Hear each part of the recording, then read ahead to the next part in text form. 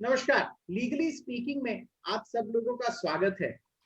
आज हम सुपरस्टार दिलीप कुमार जो अभी गुजर गए हैं, उनकी लाइफ के बारे में चर्चा करेंगे एक एंगल से कि एक रियल पुलिस ऑफिसर और एक रियल पुलिस ऑफिसर। कितने बार यह देखा जाता है कि जो पुलिस ऑफिसर फिल्मों में दिखाए जाते हैं उनसे कई जो यूथ हैं हमारे देश के प्रेरित होते हैं और कई उनमें से जाके अफसर बन जाते हैं।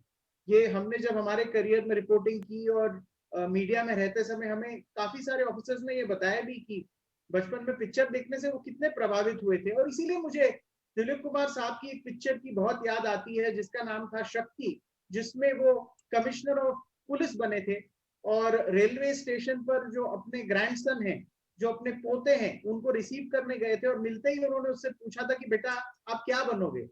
तो जो शक्ति पिक्चर में उनके पोते अनिल कपूर जो अभिनेता है वो एक तरीके से इस रोल को निभा रहे हैं। उन्होंने ये कहा था कि मैं आप ही की तरह एक पुलिस ऑफिसर बनना चाहूंगा, मेरा भी एक पुलिस कमिश्नर बनने की इच्छा है अगर बन सकूं तो। और ऐसे पिक्चर शुरू होती है। काफी हिट पिक्चर रही। और आज हम आपको एक रियल पुलिस ऑफिसर जो कंट्री के हमारे देश के कैपिटल के पुलिस कमिश्नर रह चुके हैं वो उस बारे में बात करेंगे। नीरज कुमार साहब, आपने हमको अपना समय दिया, इसके लिए आपका बहुत बहुत धन्यवाद। मेरा सौभाग्य है कि आपने मुझे आज के प्रोग्राम में जो दिलीप कुमार साहब के लाइफ से जुड़ा हुआ है उसमें मुझे शामिल किया है। मैं इसके लिए आपका बहुत आभारी हूँ। सो सर, मैं आपसे ये पूछना चाहूंगा, दिलीप कुमार साहब के बारे में आपके एक तरीके से ओपिनियन क्या है। उन्होंने पुलिस ऑफिसर के रोल किया, आपके शब्दों में अगर आप पहले 2 मिनट हमको बता सके। ये तो छोटा मुंह बड़ी बात हो जाएगी, क्योंकि दिलीप कुमार एक इतने महान फिल्म कलाकार हैं कि उनके बारे में जो फिल्म के बहुत जानकार हैं, अगर वो कुछ बात करें तो बेहतर होता। लेकिन फिर भी एक दर्शक के नाते और एक दिलीप कुमार साहब के कदरदान होने के नाते मैं इतना ही कहूंगा कि उनकी जितनी भी प्रशंसा की जाए, उनको जितना भी एडमायर किया जाए वो कम है। वो फिल्म अभिनय की पराकाष्ठा पर थे और दुनिया के सबसे बड़े मेथड एक्टर माने जाते थे। और उनकी तुलना महान कलाकारों जैसे कि मार्लोन ब्रांडो हो या लॉरेंस डे ओलिवियो हो लॉरेंस ओलिवियो हो, पीटो टूल हो, ऐसे महान कलाकारों से इनकी तुलना होती है। और हम सारे हिंदुस्तान के रहने वालों को इस बात का बड़ा फक्र है कि हम उसी देश में हम लोग पैदा हुए, बड़े पले, जहाँ दिलीप कुमार ऐसे बड़े फिल्म अभिनेता ने काम किया है। हम आपके एक्सपीरियंस से ये समझना चाहेंगे, जब 80s में शक्ति ये पिक्चर दिलीप कुमार साहब ने की थी, तब आप भी एक काफी यंग पुलिस ऑफिसर थे। मुझे तो ये पूछने का भी इंटरेस्ट थी कि जब ये मूवी रिलीज हुई 80s में, 83 84 में, तो आप कहाँ पोस्टेड थे। 83 84 में मैं बतौर डीसीपी था, एडिशनल डीसीपी था सेंट्रल डिस्ट्रिक्ट में। और 84 में तो आपको ख्याल ही होगा कि एंटी सिख राइट्स हुए थे। तो ये फिल्म बनी थी 1982 में और रिलीज भी शायद 82 में ही हुई थी। तो मैं एक यंग डीसीपी था, कह लीजिए। अच्छा, आप मुझे बताइए कि आपने भी एक तरीके से बॉलीवुड का इम्पैक्ट देखा है लोगों पर, बच्चों पर। आपको क्या लगता है कितना बड़ा इम्पैक्ट बॉलीवुड में जिस तरह ऑफिसर्स का पोर्ट्रेयल होता है उनका होता है। यानी जैसे इस पिक्चर की अगर हम बात करें तो दिलीप कुमार साहब ने बताया था कि उन्होंने एक बड़े जो क्रिमिनल के खिलाफ जो एक्शन लिया, उसका उनको निजी जिंदगी में बहुत नुकसान हुआ, अपनी फैमिली पर बहुत नुकसान झेलना पड़ा। तो क्या ये सच होता है कि एक तरीके से निजी जिंदगी में भी तकलीफ हो जाती है जब आप बड़े बड़े लोगों के खिलाफ, क्योंकि आप तो अपनी ड्यूटी कर रहे होते हैं, और बड़े बड़े लोगों से दुश्मनी हो जाती है क्योंकि आप तो अपनी ड्यूटी कर रहे हैं, बट वो एक तरीके से कुछ चीजें ऐसी हो जाती है लोग पर्सनली लेते। क्या ये सच बात बताई गई थी शक्ति इस मूवी में? नहीं, ऐसा होता है।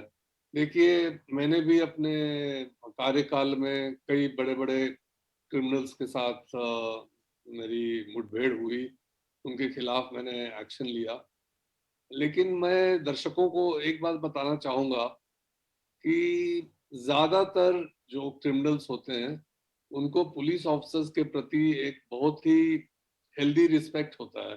अच्छा। उनको उनको ये एहसास होता है कि ये आदमी, इसको मेरे से कोई पर्सनली कोई शिकायत नहीं है या कोई दुश्मनी नहीं है। वो अपना काम कर रहा है, वो अपना कर्तव्य निभा रहा है, और मैं चूंकि लॉ के खिलाफ काम करता हूँ, इसलिए वो मेरे पीछे पड़ा हुआ है, मुझे पकड़ता है। लेकिन लेकिन कुछ ऐसे भी क्रिमिनल्स होते हैं जो इसको पर्सनली लेते हैं, और मेरा अपना तजुर्बा ये है कि ये ज्यादातर व्हाइट कॉलर क्रिमिनल्स होते हैं, जो, और जैसा ये फिल्म में भी दिखाया गया है, वो जो दिलीप कुमार साहब का जो चरित्र है, जो उनका किरदार है, उनकी दुश्मनी स्मगलर्स और इस किस्म के लोगों के साथ होती है, जो रेगुलर क्रिमिनल्स नहीं है। वो वाइट कॉलर क्रिमिनल्स हैं, और वाइट कॉलर क्राइम करने के दौरान अगर कुछ जुर्म करना पड़ जाए तो वो कर देते हैं। तो मेरी जिंदगी में मैंने बहुत बड़े बड़े गैंगस्टर्स के खिलाफ कार्रवाई की, केसेस किए, उनको पकड़ा, इत्यादि इत्यादि। लेकिन मेरे से किसी ने पर्सनली दुश्मनी नहीं ली। लेकिन एक वाइट कॉलर क्रिमिनल है जो, जिसके खिलाफ मैंने एक्शन लिया, और वो आज तक मेरे पीछे पड़ा हुआ है। वो मुझे आज तक कोर्ट्स में घसीटता है, और अगर उसका वश चले तो वो शायद मेरे ऊपर कोई फिजिकल अटैक भी कर सकता है। तो ज्यादातर लोगों के साथ मैंने देखा है, पुलिस ऑफिसर्स के लाइफ में एक दो ऐसे कैरेक्टर्स टकरा जाते हैं, जो उनसे पर्सनली दुश्मनी ले लेते हैं, और फिर उनके पीछे पड़े रहते हैं। और कुछ ऐसे भी होते हैं जो उनके परिवार को या उनको हार्म पहुंचाने की कोशिश करते हैं। तो ये और एक ऐसी कहानी पर शक्ति फिल्म बेस्ड है, जो बहुत ही पावरफुल स्टोरी है। और मैं यही कहूंगा कि ऐसा नहीं है कि ऐसी सिचुएशंस किसी पुलिस ऑफिसर की जिंदगी में नहीं आती हैं, आती हैं। मुझे आपसे ये और एक पूछना है, ये आपने बताया कि आपके साथ भी यही हुआ एक तरीके से, कि पुलिस ऑफिसर को कोई लोग अगर पर्सनल ले लें जो अपने ड्यूटी के रूप में किया है, तो रिटायरमेंट के बाद भी तंग कर सकते हैं। दिलीप कुमार साहब ने शक्ति मूवी में अपने पोते को यही समझाने की कोशिश की कि तुमको पुलिस ऑफिसर नहीं बनना चाहिए, क्योंकि तुम्हें ये सारी तकलीफों का सामना करना पड़ेगा। एक तरीके से पूरी पिक्चर में उन्होंने अपनी कहानी सुनाई है कि उन्हें क्या क्या तकलीफें झेलनी पड़ी, और जब तुम अच्छी जिंदगी दे सकते हो तो आपको ये ग्लैमर तो एक बात है, लेकिन जो तकलीफें होती है वो किसी को नहीं पता चलती है। तो एक तरीके से क्या आपको लगता है सही पोर्ट्रेयल उस एक जो 80s में किया जा सकता था वो किया गया दिलीप कुमार साहब ने, कि बेटे को बताया आप मत बनो। ये बात अलग है कि जब पिक्चर का अंत होता है तो अनिल कपूर फिर भी कहता है कि मैं आपकी तरह पुलिस कमिश्नर बनना चाहता हूं। देखिए, वो तो एक नाटकीय अंदाज है एक कहानी कहने का, एक बात दर्शकों तक पहुंचाने का। ये एक ड्रामेटिक स्टाइल है, कि नहीं नहीं, क्योंकि मेरी लाइफ में मैंने इतना कुछ झेला है तो मत बनना। लेकिन पूरी कहानी सुनने के बाद उनका पोता कहता है कि नहीं, ये कहानी सुनने के बाद तो मुझे पूरा यकीन हो गया है कि मुझे पुलिस ऑफिसर ही बनना है। तो ये तो एक मैसेज है, एक कहने की का तरीका है। लेकिन देखिए, हर प्रोफेशन में बहुत अच्छी चीजें होती हैं और बहुत बुरी चीजें होती हैं। कोई भी प्रोफेशन आप ले लें, आप अपना ही प्रोफेशन देख लीजिए। ऐसा तो है नहीं कि it's a bed of roses, और जहां तक आप पहुंचे हैं आपको बहुत सारे अप्स एंड डाउन्स का सामना करना पड़ा होगा। आजकल डॉक्टर्स की जिंदगी आप देख लीजिए, कितनी कठिन है। तो ज्यादातर प्रोफेशंस में वो चैलेंजेस भी होती हैं और बहुत प्लस पॉइंट्स भी होते हैं। तो मैंने अपनी पुलिस की जिंदगी में ये देखा है कि अ, बहुत एक सेटिस्फाइंग जॉब है। इसमें बहुत सारे मौके मिलते हैं आपको अच्छा काम करने के लिए। अपने आपको सेटिस्फाई करने के लिए, ग्रेटिफिकेशन के लिए बहुत सारे मौके मिलते हैं। और एक बहुत ही एडवेंचरस लाइफ होता है, बहुत ही इंटरेस्टिंग लाइफ होता है, हर दिन एक नया दिन होता है। और you are not a pen pusher कि आप सुबह आए और आपने फाइल निकाल दी या कागज पर ये कर दिया। आप you are a person who is a person of action. हर दिन आप फील्ड में होते हैं, हर दिन आपको मौका मिलता है आम लोगों से डील करने का, उनके दुख दर्द को सुनने का, उनको मदद करने का, इत्यादि इत्यादि। तो it's a very interesting life and full of adventure, full of thrills. तो अगर मुझसे कोई यंगस्टर पूछेगा, अगर मेरे ही बच्चे पूछे या मेरी ग्रैंड डॉटर्स पूछे कि मुझे बनना चाहिए कि नहीं बनना चाहिए, तो मैं कहूंगा बेटा जरूर बनो, क्योंकि अच्छा। हाँ, क्यों नहीं बनो, क्योंकि इसमें चैलेंजेस है, इसलिए मैं तुमको डराना नहीं चाहता। मेरे भी बहुत बुरे कई सारे अनप्लेजेंट एक्सपीरियंसेस हुए हैं, लेकिन फिर भी जो पॉजिटिव्स हैं वो नेगेटिव से कहीं ज्यादा है।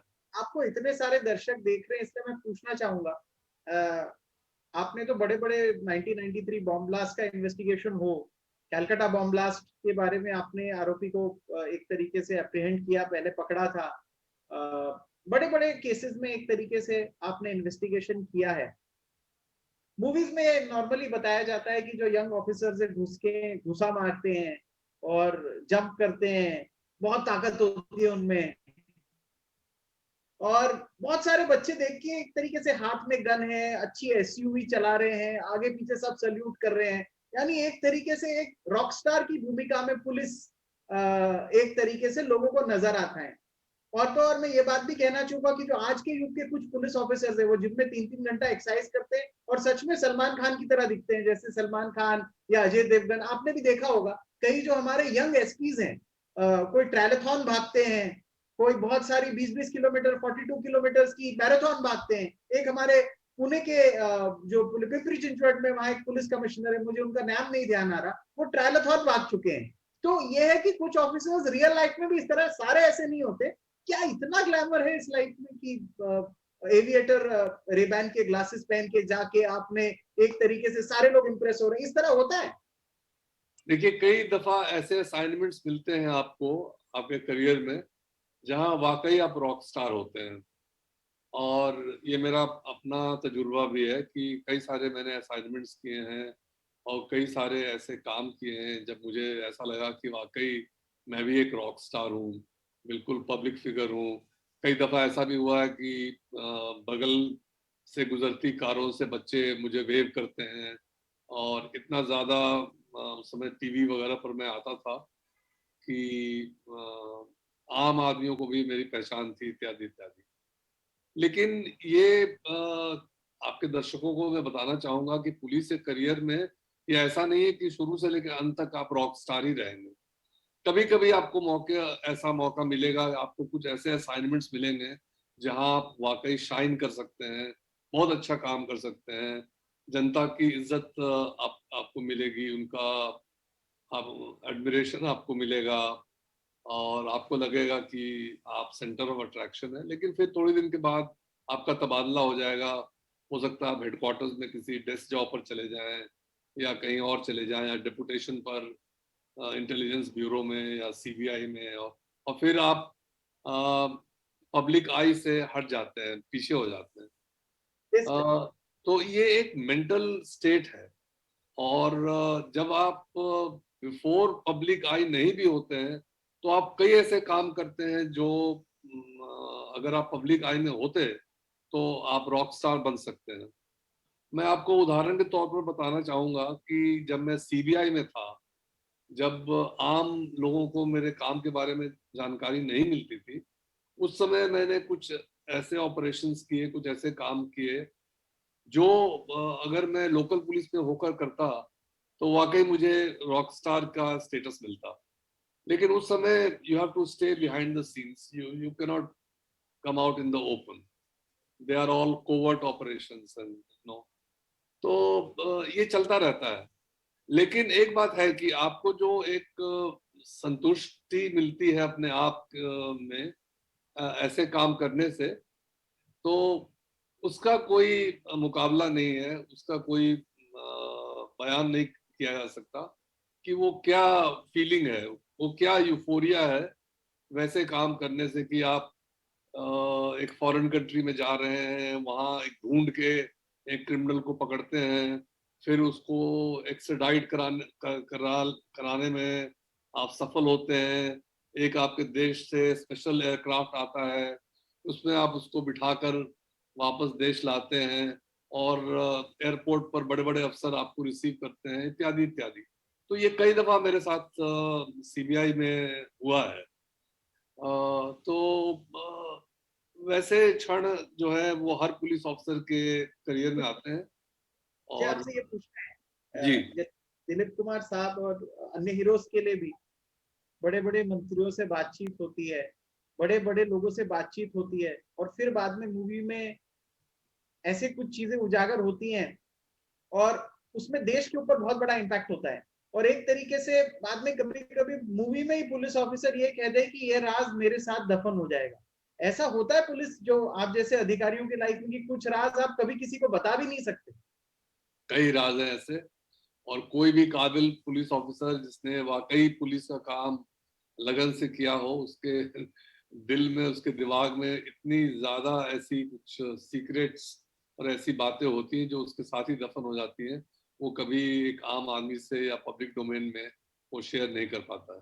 तो इतने जो बच्चे और इतने यूथ जो आज आपको देख रहे हैं, क्या आप उनको ये बोलना चाहेंगे कि एक ऐसी जिंदगी देखने मिलती है जो आम आदमी कभी सोच भी नहीं सकता, ऐसी एक जिंदगी देखने आपको मिली है? बिल्कुल बिल्कुल। लेकिन ये मैं नहीं कहूंगा कि 100% हर पुलिस ऑफिसर को वैसी जिंदगी मिलती है। ये कई बहुत सारी चीजें हैं, आपकी अपनी काबिलियत है, आपको क्या कार्डर मिलता है, आप किस किस ऑर्गेनाइजेशन में आपको काम करने का मौका मिलता है, कैसे कैसे असाइनमेंट्स मिलते हैं।